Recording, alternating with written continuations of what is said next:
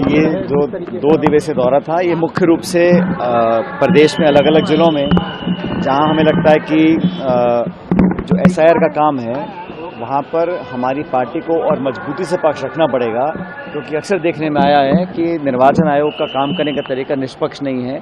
अभी हम लोग बस्तर संभाग में जगदलपुर मीटिंग करके आए हैं, धमतरी, कांकेर, हर जगह मैं गया हूं और 4 तारीख की समय सीमा है। हम चाहते हैं कि हर व्यक्ति को वोट का जो अधिकार है उससे को वंचित ना रखा जाए। अब 7 प्रदेशों में खबर आई है अनेक बीएलओज ने आत्महत्या की है। इतना उन पर तनाव और प्रेशर होगा, किस वजह से है? क्योंकि आज से पहले भी एसआईआर हुआ है। ये रिव्यू जो है ये हर कुछ सालों में होता है, लेकिन इस बार कहीं ना कहीं दबाव प्रशासन का होगा, इसीलिए बीएलओज पर प्रभाव पड़ रहा है। और मैंने सब कार्यकर्ताओं का है मजबूती से अपना काम करें। कोई भी व्यक्ति जो भारत का नागरिक है, जिसको वोट देने का अधिकार है, वो उससे वंचित ना रहे। ये जिम्मेदारी तो मूलतः निर्वाचन आयोग की है, लेकिन निर्वाचन आयोग का जो पिछले कुछ समय से कार्यशैली रही है वो संदिग्ध रही है।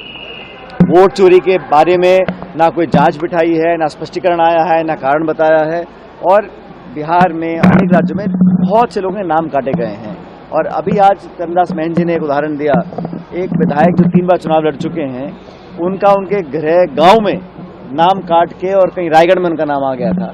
तो इस प्रकार की अगर त्रुटियां हो रही हैं विधायकों और पूर्व विधायकों के साथ, आप कल्पना कर सकते हो जो खेती मजदूरी गांव में काम करते हैं, असहाय हैं, अशिक्षित लोग हैं, उनका क्या हाल होगा। इसलिए जो वंचित है, गरीब है, दलित है, पिछड़ा है, आदिवासी है, नौजवान है, जो वोट का अधिकार रखता है लेकिन किसी वजह से उसका नाम लिस्ट में नहीं आ रहा है, उस पर पूरी पैनी निगरानी तमाम कांग्रेस कार्यकर्ता रख रहे हैं। इसीलिए हमने 2 दिन का दौरा रखा था।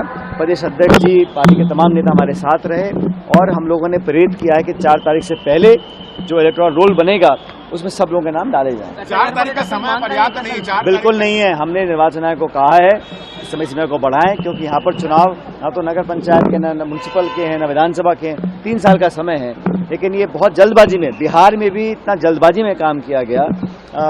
क्या वजह है इसकी मैं नहीं जानता हूँ, लेकिन इतना जरूर है कि निर्वाचन आयोग की जो निष्पक्षता है वो निश्चित रूप से संदेह के उसमें आ गई है। बिहार में चलते चुनाव में भाजपा को 10,000 रुपये प्रति महिला देने का छूट दी गई। तो जो प्रेम है हमारी बिहार की माताओं बहनों के लिए, वो सिर्फ बिहार तक क्यों सीमित है? वो सिर्फ चुनाव के समय क्यों सीमित है?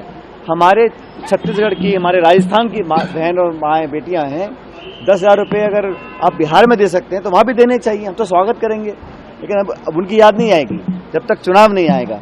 3 साल बाद वो सारी योजनाएं और वो भत्ता देने का काम किया जाएगा। मैं तो कहता हूं कि पूरे देश में, कम से कम जहां मैं खड़ा हूं आज छत्तीसगढ़ में और राजस्थान मेरा गृह राज्य, वहां पर महिलाओं को 10,000 रुपये का जो उन्होंने बिहार में दिया है वहां भी देना चाहिए। कौन उनको रोक रहा है? लेकिन सिर्फ और सिर्फ चुनावी समय इनको ये बातें याद आती हैं, ये स्पष्ट हो चुका है।